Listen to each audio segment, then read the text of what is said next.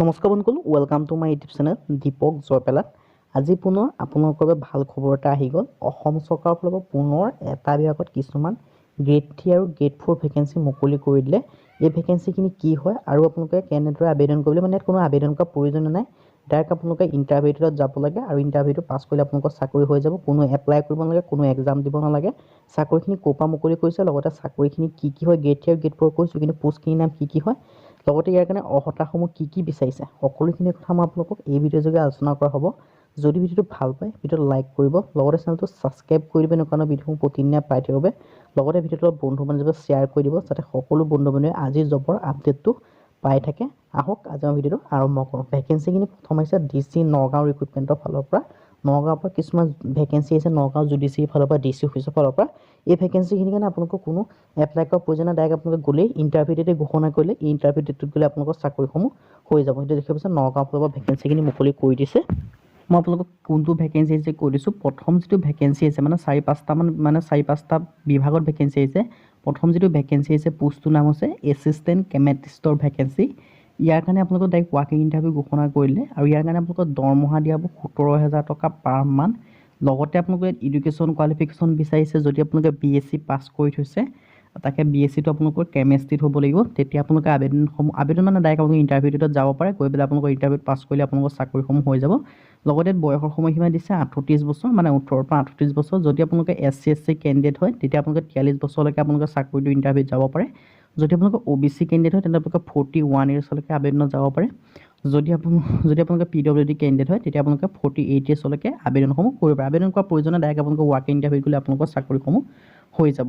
তাৰ যিটো পিছৰ ভেকেঞ্চি আহিছে, মই সেই ভেকেঞ্চিটোলৈ গৈছোঁ। আপোনালোকে ভিডিঅ'টো শেষলৈকে চাই থাকিব। আৰু যদি ভিডিঅ'টো এতিয়ালৈকে এটা লাইক কৰা নাই, লাইকটো কৰি দিব। পিছৰ ভেকেঞ্চিটো হৈছে আপোনালোকৰ লেবৰেটৰী টেকনিচিয়ানৰ ভেকেঞ্চি হয়।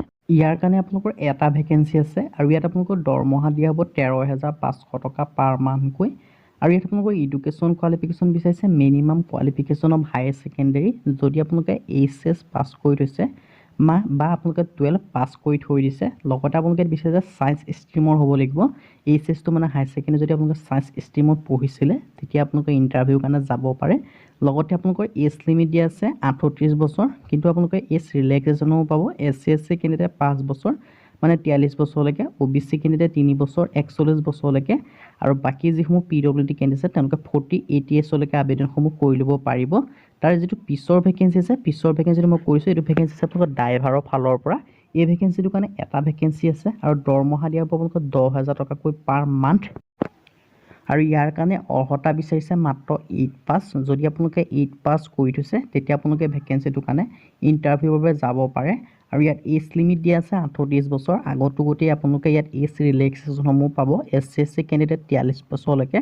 আৰু যিসমূহ OBC কেণ্ডিডেট আছে, তেওঁলোকে 18 পৰা 41 বছৰলৈকে আবেদন কৰিব পাৰিব। আৰু যিসমূহ PWD কেণ্ডিডেট আছে, তেওঁলোকে 48 ইয়াৰ্ছলৈকে আপোনালোকে এই ভেকেঞ্চিটোৰ কাৰণে আবেদনসমূহ কৰি ল'ব পাৰিব। আৰু এই ভেকেঞ্চি কেনেকৈ এপ্লাই কৰিব কৈছে, ইয়াত কোনো এপ্লাই কৰাৰ প্ৰয়োজন নাই।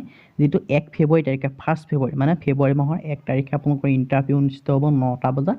ক'ত হ'ব, যিটো নগাঁৱৰ DC অফিচ আছে, তাত আপোনালোকৰ ইণ্টাৰভিউ অনুষ্ঠিত হ'ব। সেই ইণ্টাৰভিউত যদি আপোনালোকে পাছ কৰে, তেতিয়া আপোনালোকৰ চাকৰিসমূহ হৈ যাব। ইয়াত কোনো এপ্লাই কৰাৰ প্ৰয়োজন নাই, কোনো এক্সাম দিয়াৰ প্ৰয়োজন নাই, কোনো আপোনালোকে এপ্লিকেশ্যন ফিজ দিয়াৰ প্ৰয়োজন নাই। নিজৰ বায়'ডাটাখন লৈ যাব, লগতে এডুকেশ্যনৰ চাৰ্টিফিকেটসমূহ লৈ যাব, জেৰক্স কৰি নিব, তাত চেল্ফ এটেষ্টেড কৰিব। সেইখিনি চেল্ফ এটেষ্টেড কৰি মেলি আপোনালোকে যে লৈ গ'লে আপোনালোকে ইণ্টাৰভিউ এটেণ্ড কৰে 9টা বজাত নগাঁৱৰ DC অফিচত।